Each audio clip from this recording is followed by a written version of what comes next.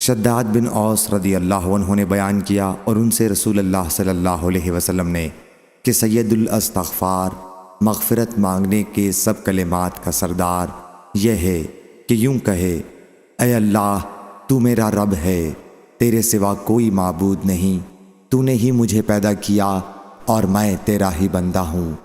मैं अपने ताकत के मुताबिक तुझसे किए हुए अहद और वादे पर कायम हूँ।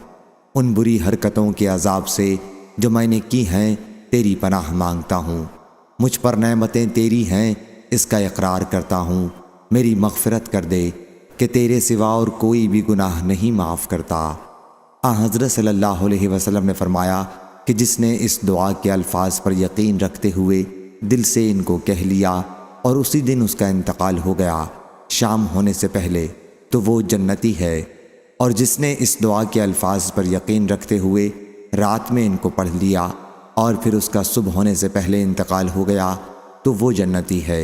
सही बुखारी हदीस नंबर 6306।